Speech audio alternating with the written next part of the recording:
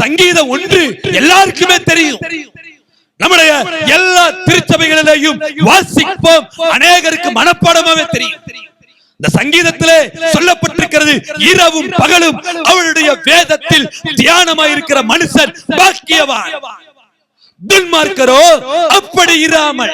எப்படி இராமல்? துன்மார்க்க வேத வாசிக்க மாட்டா, வேதம் தியானிக்க மாட்டா, வேதத்தின்படி நடக்க மாட்டா. நீங்க கொலை செய்ய வேண்டாம், கொள்ளையடிக்க வேண்டாம், விபச்சாரம் செய்ய வேண்டாம். நீங்க வேத வாசிக்கலனாவே உங்களுக்கு பேர் துன்மார்க்க, துன்மார்க்க, துன்மார்க்க. இந்த வாரம் முழுவதும் எத்தனை பேருங்க தொடர்ச்சியா வேதத்தை தியானித்தீர்கள்? நீங்க வேதத்தை தியானிக்காவிட்டால், வேதத்தை நேசிக்காவிட்டால் உங்களுக்கு பேர் விசுவாசிகள் கிடையாது, துன்மார்க்க. இதனுடைய அடிப்படையிலே பட்டியல் போட்டா நம்முடைய சபையில 95% பேர் துன்மார்க்கரா இருப்போம்.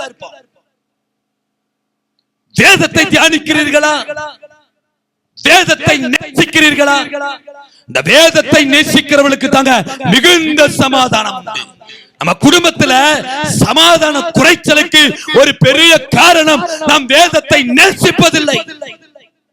வேதத்துக்கு முக்கியத்துவம் கொடுத்து பாருங்க, வேத வசனத்துக்கு முக்கியத்துவம் கொடுத்து பாருங்க. தேவன் நம்முடைய குடும்பத்திலே சமாதானத்தை அனுப்புவார். இது சத்தியம்.